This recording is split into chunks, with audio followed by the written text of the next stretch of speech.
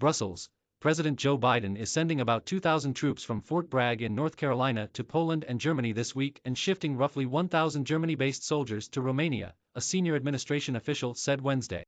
Biden has said he will not put American troops in Ukraine to fight any Russian incursion, although the United States is supplying Ukraine with weapons to defend itself. Pentagon spokesman John Kirby in a Wednesday briefing noted that the deployment to Romania was at the express invitation of the Romanian government and that all movements are being made in consultation with NATO allies. Kirby observed, however, that recent reports indicating that NATO allies could veto U.S. deployment. That, he said, is false. The U.S. retains a free hand to act unilaterally should that be necessary, Kirby suggested, and the U.S. troops being deployed are under U.S. command. He added that the troop moves are temporary. The military moves come amid stalled talks with Russia over its military buildup at Ukraine's borders. And they underscore growing fears across Europe that Russian President Vladimir Putin is poised to invade Ukraine. Smaller NATO countries on the alliance's eastern flank worry they could be next, although Russia has said it has no intention of initiating conflict and is willing to continue diplomatic efforts. Pentagon Chief Austin says Putin now has a full range of options for Ukraine. The administration official spoke on the condition of anonymity to discuss military moves not yet announced. Biden had said recently that he intended to provide additional U.S. forces to NATO allies in Eastern Europe as reassurance of an American commitment as treaty ally. The Pentagon also has put about 8,500 U.S.-based troops on higher alert for possible deployment to Europe as additional reassurance to allies, and officials have indicated the possibility that additional units could be placed on higher alert soon. Those 8,500 troops, Kirby said Wednesday, are separate from the troop movements being put into effect on Wednesday. The U.S. already has between 75,000 and 80,000 troops in Europe as permanently stationed forces and as part of regular rotations in place such as Poland. Washington and Moscow have been at loggerheads over Ukraine, with little sign of a diplomatic path forward.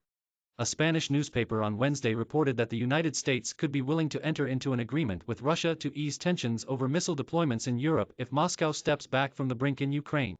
The daily El País published two documents purported to be written replies from the United States and NATO last week to Russia's proposals for a new security arrangement in Europe.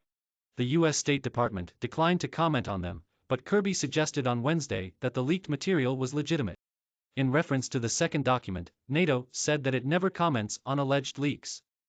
But the text closely reflects statements made to the media last week by NATO Secretary-General Jens Stoltenberg as he laid out the 30-nation military organization's position on Russia's demand. The U.S. document, marked as a confidential non-paper, said that the United States would be willing to discuss in consultation with its NATO partners a transparency mechanism to confirm the absences of Tomahawk cruise missiles at Aegis Ashore sites in Romania and Poland. That would happen on condition that Russia offers reciprocal transparency measures on two ground-launched missiles bases of our choosing in Russia. Aegis Ashore is a system for defending against short or intermediate-range missiles. Russia argues the site in Romania could be easily adapted to fire cruise missiles instead of interceptors, which ram their target and do not carry warheads, a claim that Washington has denied. Russian President Vladimir Putin again mentioned the possibility Tuesday, saying that there are -41 Malawian Quachas launchers there that could be configured for firing Tomahawks. He said they are offensive systems that could reach thousands of kilometers into our territory. Isn't that a threat to us? The U.S. document said Washington would have to consult with NATO allies on the potential offer, particularly with Romania and Poland. Kirby said on Wednesday that conflict with Russia over Ukraine, or anywhere else in Europe, is not inevitable. Kremlin spokesman Dmitry Peskov refused to comment on the leaked documents, saying only that we didn't release anything. In comments to the state RIA Novosti news agency, Russia's foreign ministry also refused to confirm or deny that the documents published by El Pais were authentic. Fears of a Russian invasion of Ukraine have mounted in recent months, after Putin deployed more than 100,000 troops to areas near Ukraine's borders, including in neighboring Belarus, backed by tanks, artillery, helicopters and warplanes. Russian officials have insisted that Moscow has no intention of invading. Pulse. Biden says it's possible U.S. would sanction Putin personally if he invades Ukraine. The U.S. underlined after its written proposals in the leaked document that progress can only be achieved on these issues in an environment of de-escalation with respect to Russia's threatening actions towards Ukraine. In his first public remarks on the standoff in more than a month, Putin on Tuesday accused the U.S. and its allies of ignoring Russia's central security demands, but he said that Moscow is willing to talk more to ease tensions over Ukraine. His remarks suggested that a potential Russian invasion may not be imminent and that at least one more round of diplomacy is likely. After talks in Kiev Wednesday with Ukrainian President Volodymyr Zelensky, Dutch Prime Minister Mark Rutte underlined that it is essential for dialogue to continue. If not, Rutte said, it is clear that further aggression against Ukraine will have serious consequences. Russia's military buildup has already taken a toll on Ukraine's economy, but Zelensky said his government has taken steps to calm the markets and the local currency, the hryvnia. He said Ukraine has also boosted its combat and armed forces capabilities, but underlined that we think only about peace and the occupation of territories, solely through diplomatic means.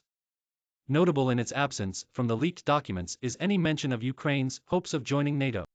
Putin has demanded that NATO stop taking in any new members and withdraw its troops and equipment from countries that joined the alliance since 1997, almost half its rank. Pulse, Biden, it is going to be a disaster for Russia if they further invade Ukraine. In the leaked document linked to NATO, the 30 allies said they reaffirm our commitment to NATO's open-door policy, without specifically mentioning Ukraine. Under Article 10 of NATO's founding treaty, other European countries may be invited in if they further the goals of European security. At a NATO summit in 2008, NATO leaders said that they welcomed Ukraine's and Georgia's Euro-Atlantic aspirations for membership in NATO, adding, "We agreed today that these countries will become members of NATO." Russia invaded Georgia later that year, and in 2014 annexed Ukraine's Crimean Peninsula. Around 14,000 people have been killed in the conflict that still simmers in eastern Ukraine. Their membership plans have been on hold for years, although NATO continues to support them and promote reforms. MarketWatch contributed.